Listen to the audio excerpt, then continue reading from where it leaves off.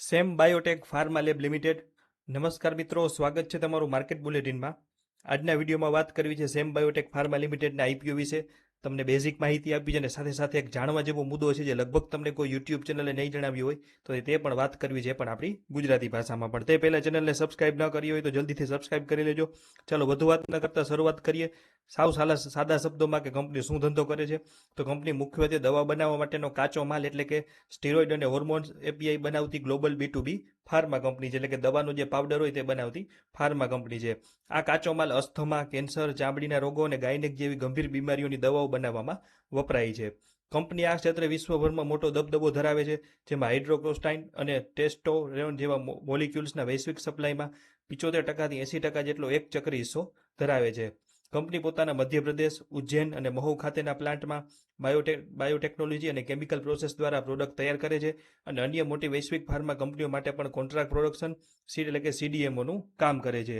યુએસએફડી અને European એજન્સીઓના global અપ્રુવલ્સ ધરાવતી આ માઇક્રોટોબી ફાર્મસી ટેકનોલોજી સંપૂર્ણપણે બેકવર્ડ ઇન્ટિગ્રેટેડ હોવાથી ખૂબ જ નીચા ઉત્પાદન ખર્ચે ગુણવત્તાયુક્ત કાચો માલ વિશ્વભરમાં નિકાસ કરે છે. હવે લગભગ તમને કંપનીના વ્યવસાય વિશે ખ્યાલ આવી ગયો હશે.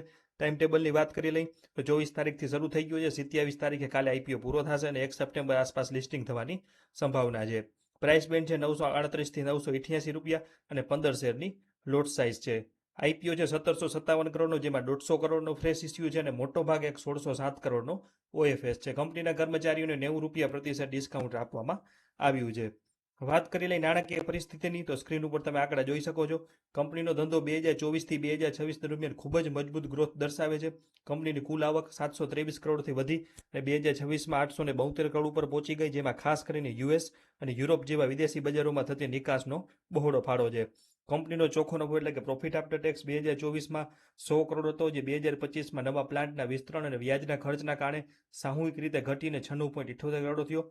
પરંતુ 2026માં નવો બિઝનેસ અને વેચાણ વધતા નફો ફરીથી ઉછળીને 109 કરોડની ઓલ ટાઈમ સપાટીએ પહોંચી ગયો. ટૂંકમાં કંપનીએ નવા પ્લાન્ટમાં ભારે કેપેક્સ કરવા છતાં પોતાની આવક અને નફાકારકતા બંનેમાં મજબૂત વાપસી કરીને શ્રેષ્ઠ નાણાકીય સ્થિરતા સાબિત કરી. હવે આપણે વાત કરી કે ફ્રેશ ઇસ્યુ અને ઓએફએસ બંને છે. તો ફ્રેશ ઇસ્યુના જે 150 કરોડ છે તેમાંથી મોટો ઇસ્યુ એટલે કે 112.50 કરોડ સીધા કંપનીનું હાલનું લોંગ ટર્મ અને શોર્ટ ટર્મ દેવું ચૂકવવા માટે વપરાશે, જે સંપૂર્ણ રકમ નાણાકીય વર્ષ 2027 દરમિયાન લોનની ભરપાઈ પાછળ વાપરી દેવામાં આવશે અને બાકીના પૈસા સેબીના નિયમ મુજબ 25%ની મર્યાદામાં જનરલ કોર્પોરેટ હેતુઓ માટે વાપરવામાં આવશે. હવે તમને જે મહત્વની વાત જણાવવાની છે એ ખાસ છે કે કંપની દ્વારા સેબી સમક્ષ રજૂ કરવામાં આવેલ આરએચપીના આંકડાનું ઊંડાણપૂર્વક અમે વિશ્લેષણ કર્યું તો એક મહત્વનો અને ચિંતાજનક મુદ્દો સામે આવ્યો છે. આરએચપીના પેજ નંબર 122 અને 134 ઉપર દર્શાવેલા capital history and transaction in last 1 યરના ડેટા મુજબ ડિસેમ્બર 13, 2025 રોજ કંપનીના પ્રોમોટર્સ અને ફેમિલી ગ્રુપને 276 રૂપિયા પ્રતિ શેરના ભાવે ઇન્ટરનલ રાઇટ્સ ઇસ્યુ હેઠળ શેર ફાળવવામાં આવ્યા છે. તમે જોજો, ખાસ નોંધ લેજો કે 276 રૂપિયા પ્રતિ શેરના ભાવે રાઇટ ઇસ્યુ મારફતે આ શેર આપવામાં આવ્યા છે. ત્યારબાદ 17 ઓગસ્ટ 2026 રોજ પ્રાઇવેટ પ્લેસમેન્ટ મારફતે મોતીલાલ ઓસ્વાલ ઇન્ડિયા એક્સેલન્સ ફંડને આ જ ફાળવણી 988 રૂપિયા પ્રતિ શેરના ભાવે કરવામાં આવી છે, જેને જે કંપની આઈપીઓની અપર પ્રાઇસ કેપ રાખી છે. આમ માત્ર 8 થી 12 મહિનામાં અત્યંત ટૂંકા ગાળામાં કંપનીના શેરના વેલ્યુએશનમાં સીધો 3.5 ગણોથી વધારેનો ઉછાળો જોવા મળ્યો છે. આરએચપીમાં કંપની દ્વારા ઊંચા વેલ્યુએશન પાછળ FY26માં ચાલુ થયેલા મિકા અને ઉજ્જૈન પ્લાન્ટના કોમર્શિયલાઇઝેશન તેમજ કોમ્પ્લેક્સ ઇન્જેક્ટેબલ સેગમેન્ટમાં પ્રવેશને મુખ્ય કારણ કીધું છે. છતાં પણ કોઈ વ્યવસાય કે નાણાકીય કામગીરીમાં 12 મહિનાથી ઓછા સમયમાં 350% વધુનો વાસ્તવિક ઓપરેશનલ ગ્રોથ શક્ય નથી. આ બાબત સ્પષ્ટપણે દર્શાવે છે કે ડિસેમ્બર 2025નો પ્રમોટર એલોટમેન્ટ રેટ અને વર્તમાન આઈપીઓ પ્રાઇસ બેન્ડ વચ્ચેનો તફાવત અત્યંત આક્રમક છે. એટલે કે ક્યાં 276 રૂપિયા અને ક્યાં 988 રૂપિયા છે. લિસ્ટિંગ સમયે નવા રિટેલ રોકાણકારો માટે માર્જિન ઓફ સેફ્ટી માટે થોડુંક એવું ડાઉનસાઇડ રિસ્ક વધારી દે છે. હવે વાત કરી લઈ ફાઇનલ કે આઈપીઓમાં શું કરવું, તો કંપનીના આઈપીઓમાં નાનાથી મધ્યમ લિસ્ટિંગ અને નફા માટે અરજી કરી શકાય છે. અંગત રીતે અરજી કરવાના છીએ. પણ જે આપણે વાત કરી કે કંપની આરએચપી મુજબ આ થોડો ઘણો રાઇટ ઇસ્યુનો ભાવ અને વર્તમાન ભાવ વચ્ચે તફાવત છે અને થોડુંક એના હિસાબે વેલ્યુએશનનું રિસ્ક ઊભું થાય છે.